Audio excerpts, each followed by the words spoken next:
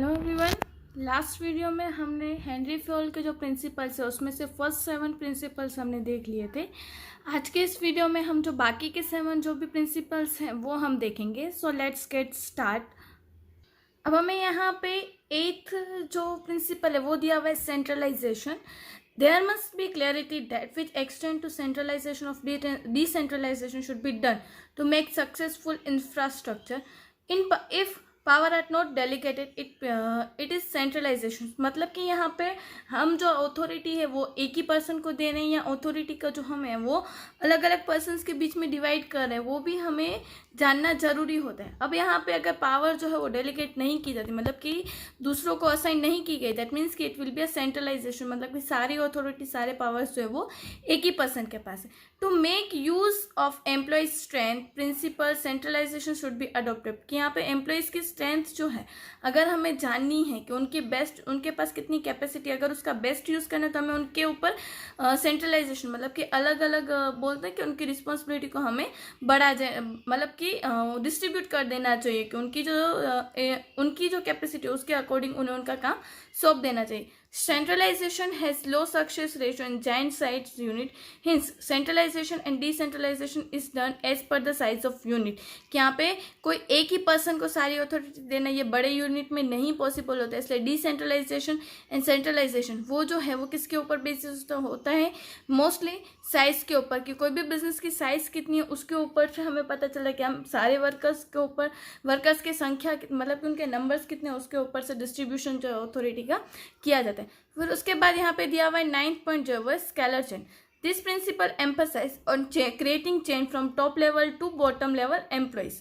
Chain of power from higher administrative officer to bottom level employee should not be broken. यहाँ पे scalar chain मतलब कि एक chain बनाई जाती है टॉप लेवल मैनेजमेंट से लेके बॉटम लेवल तक, मतलब कि अगर उनके बीच की जो भी बातचीत हो वो डायरेक्टली मिडल लेवल तक या बॉटम लेवल तक पहुंच सके, टॉप लेवल के, और एज वेल एज कि अगर बॉटम लेवल का कोई भी क्वेश्चन है तो वो डायरेक्टली टॉप लेवल तक भी वो क्वेश्चंस पहुंच सके, और जो चेन है वो टूटनी नहीं चाहिए। Power and responsibility should be vested as per the respective level. की यहाँ पे पावर एंड रिस्पॉन्सिबिलिटी क्या होती है, उनके लेवल्स के अकॉर्डिंग उनकी वो कौन सा लेवल में उनकी कौन सा काम है उसके अकॉर्डिंग उन्हें पावर एंड रिस्पॉन्सिबिलिटी भी जो है वो असाइन किया जाता है। Employee working in unit be aware who is responsible to whom. कि यहाँ पे जो भी वर्कर काम करता है उसे पता होना चाहिए कि वो किसके लिए रिस्पॉन्सिबल है और कहाँ पे किस पर्सन के लिए रिस्पॉन्सिबल है और कौन से काम के लिए वो रिस्पॉन्सिबल है, वो उसे जानना जरूरी होता है। As a result a scalar chain occurs which moves up from top level to bottom level and bottom to top। की इसके कारण क्या होता है कि जो एक चेन होती है टॉप टू बॉटम से लेकर बॉटम लेवल से लेकर टॉप लेवल तक की जो चेन है वो इजीली मेंटेन रहती है। अब उसके बाद हमारा यहाँ पे 10th जो पॉइंट है वो दिया हुआ है order. The principle emphasise 2 parameters, raw material arrangement and social arrangement. Each part of raw material should be its appropriate place. Likewise, skilled employees should be placed at right place. Arrangement should be done for recruitment for suitable employees at suitable place। कि यहाँ पे principle of emphasis मतलब कि 2 parameter, raw material arrangement and social arrangement. कि work जो raw material हमें जिस जगह पे चाहिए उस पर्टिकुलर जगह पे सही टाइम पे पहुंच जाना चाहिए, एज वेल एज कि जो वर्कर्स की जिस जगह पे अपॉइंटमेंट होनी चाहिए, स्किल पर्सनस की जहाँ पे जो पर्सन अगर हम वर्कर्स को अपॉइंट करते हैं तो उसकी स्किल्स के अकॉर्डिंग उनकी अपॉइंटमेंट होनी चाहिए, और उसको उनकी अपॉइंटमेंट एक पर्टिकुलर उनकी जो उनका जो नॉलेज है उस नॉलेज के अकॉर्डिंग उनकी अपॉइंटमेंट होनी चाहिए। फिर यहाँ पे हमारा 11th पॉइंट दिया हुआ है equality. Equal employee are the part of managerial system. Since the employee as a human being, practical approach should be adopted. Practical approach should be adopted to handle them.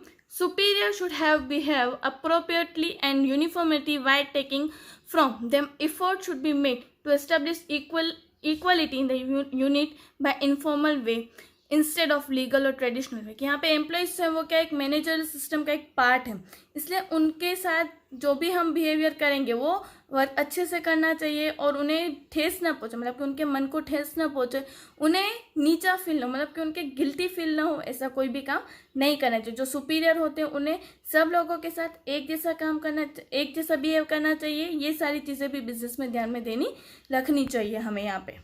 यहाँ पे technical way के बदले informal वे में workers को अंदर से कोई भी बोलते हैं ना कि गलत बिहेवियर ना लगे, इस तरह से सुपीरियर्स की जो भी उनसे ऊपर की पोस्ट वाले पर्सन से इस तरह से उनसे बिहेव करना चाहिए। Behaviour of employee is based on faithful attitude uniformity and justice की यहाँ पे बिहेवियर जो है वो किसके ऊपर बेस्ड होता है, फेथफुलनेस, वो कितना बिजनेस के लिए फेथफुल, उसका attitude and justification, uniformity and justice उसके साथ होनी चाहिए, सब लोगों के साथ इक्वल बिहेवियर करना जरूरी है। फिर उसके बाद 12th पॉइंट है stability for personal tenure. Permanent and stable employees are assets for business unit and employee can develop himself by remaining to one unit and contributing in the achievement of goals in the business।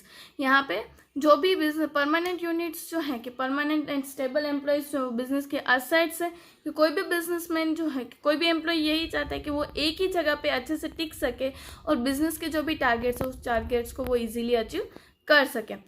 As an employee remains for long time in any unit, his knowledge of system into more productivity and also decrease labor turnover rate। कि यहाँ पे workers अगर ज़्यादा time तक रहते हैं तो उनकी नॉलेज में भी बढ़ावा होता है और उनकी प्रोडक्टिविटी भी बढ़ती है, और as well as labour turnover rate, मतलब कि वर्कर्स जो है वो एक जगह से दूसरी जगह पे भी जाते नहीं हैं। There should be an arrangement for promotion, training etcetera for permanent employees. हमें यहाँ पे हमारे जो परमानेंट वर्कर्स हैं उन्हें अगर टिका के रखना है तो उनके लिए प्रमोशनल स्कीम्स जो होती हैं वो रखनी चाहिए, ट्रेनिंग देनी चाहिए उन्हें, फिर और ज़्यादा अट्रैक्टिव पॉलिसीज करनी चाहिए ताकि ये जो वर्कर्स है वो हमारे बिजनेस में रह सकें। उसके बाद का हमारे यहाँ पे पॉइंट है initiative. As quality of entrepreneurship is necessary for industries, in the same way there should be a quality of initiation of employees. Industrialists should provide such atmosphere that initiation may be encouraged. Due to initiation, strength of independent working is in an employee develop and increase their leadership quality। यहाँ पे initiation करना मतलब कि उन्हें ज़्यादा से ज़्यादा जो है वो फैसिलिटीज़ प्रोवाइड करना, कि उन्हें इनकरेज करना कि ताकि जो वर्कर्स जो हैं वो और भी ज़्यादा अच्छे से उस बिज़नेस में काम कर सके। कोई भी इंडस्ट्रियलिस्ट होंगे तो वो क्या चाहेंगे कि उनके जो काम है कि मतलब कि उनके जो वर्कर्स है वो ज़्यादा अच्छे से काम कर सके। इसलिए एक प्रिंसिपल ये भी है कि उन्हें ज़्यादा से ज़्यादा जो है वो हम एनकरेजमेंट दें ताकि वो वर्कर्स जो है वो बहुत और भी ज़्यादा अच्छे से काम कर सकें। उसके बाद का लास्ट हमारा प्रिंसिपल है एस्पेक्ट डी कॉप्स, मतलब कि feeling of oneness. Success of industrial units light in the mutual relation of manager and employees. Hence there should be a harmony in both classes. कि यहाँ पे कोई भी बिजनेस का सक्सेसफुल किसके ऊपर डिपेंडेंट है कि एक अच्छा रिलेशन होना, किसके बीच में, मैनेजर्स एंड एम्प्लॉयज के बीच में एक अच्छा रिलेशन होगा तो ही जो वर्कर्स जो है वो अच्छे से काम कर पाएंगे, उस मैनेजर्स की सुनेंगे और प्रोडक्टिविटी भी क्या होगी, हमारी बढ़ जाएगी। Managers should generate the feeling of oneness in business. The manager should generate group feeling among the employees. कि यहाँ पे जो मैनेजर जो है वो एक ग्रुप फीलिंग डाले वर्कर्स के बीच में कि ना हम लोगों को साथ में मिलके काम करना है। हम इसके कारण क्या होगा कि हमारी जो प्रोडक्टिविटी है वो भी बढ़ेगी और उसके कारण उनकी सैलरी बढ़ेगी, प्रॉफिट बढ़ेगा।